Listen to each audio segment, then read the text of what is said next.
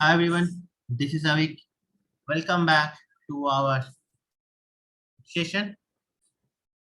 In our last session, we have talked with few of the functionalities of Python, and we discussed about few very simple, very basic, but very impactful and effective functions that we used especially in Python. Today also we will discuss about some of things, and not only discuss, as I promised, that we will be in a in a hands-on session. So let's I'm sharing my screen. Hope you guys can able to see that. Okay. So this is basically, first of all, let me help you to understand. So this is, you can say, it's like a user-defined function where we define that what the condition need to be checked, or what function, or what logic need to be implemented. And we specially did this type of thing when we need some logical calculations in an iterative way throughout throughout our daily thing is daily task. So that's why we use this user defined function. Let's have a check that this function is spatially compare between two variables. Let's first run that code. Okay, now this is initializing a equal to 1, b equal to, and let's check that what this will give. This will give -1. That's mean first it's take the value of a and take the value of b, then pass on the value, and then check that whether a is greater than b or not.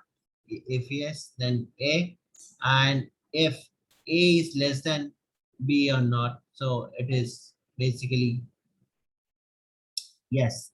So now if and then it return basically a minus b, and that's why it's -1. Now let's both are equal, so it will give us the value of 0, and later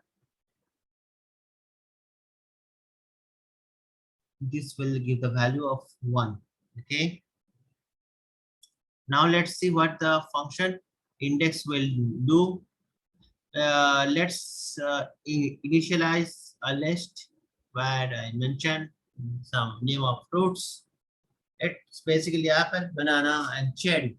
Now the idea is that let's check that what is the position of the value cherry. Okay, now let's print this thing. So the value of the position of cherry is number 2. Similarly, let's see, I initialize same thing, but in the form of numbers. Now let's see where the position is of number 32. Okay, so here is 3. So now see, there is two same number, but it's returning the position of the first value only where it's matched.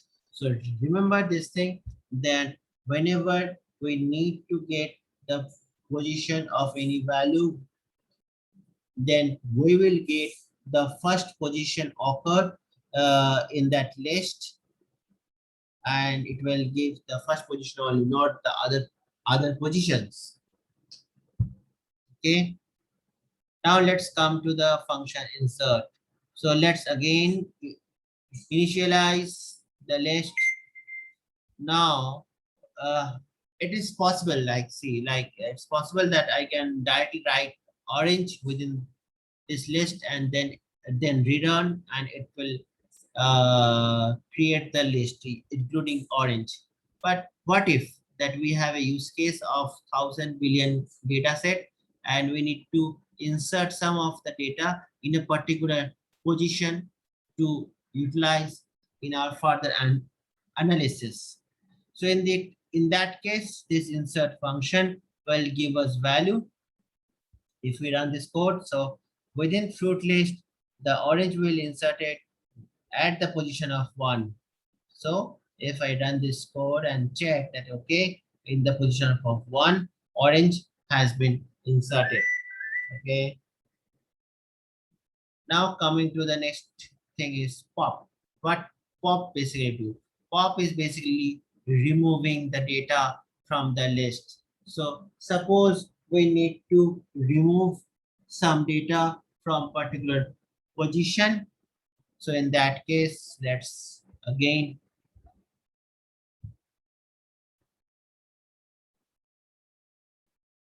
running this code, initialize the list, and we will do that. We need to pop up, or I can say the remove the position, the value in position 1. Then just need to run this thing, so it will show that what value has been popped. And then if you run this thing, then it will then you can see that banana is not there, and now only apple and cherry is available within that list. Similarly, you can do using the function remove. So again, let's create a list and let's see that what is the means just remove the banana. Okay, now if we run this code and then check, then only apple and cherry is available in that list. So what is the difference between pop and remove? Let's see.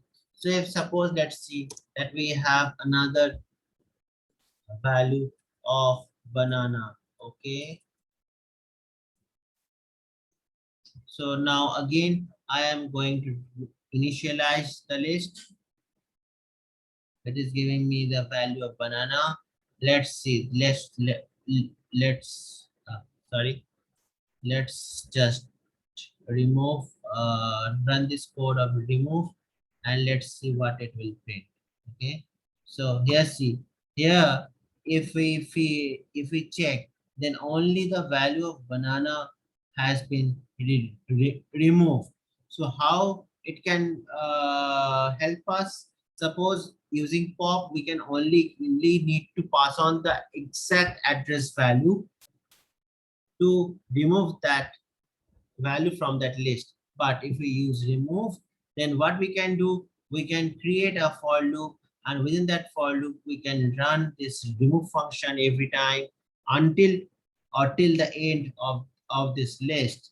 And then what happened, then at the end, all the banana values will be removed from this list.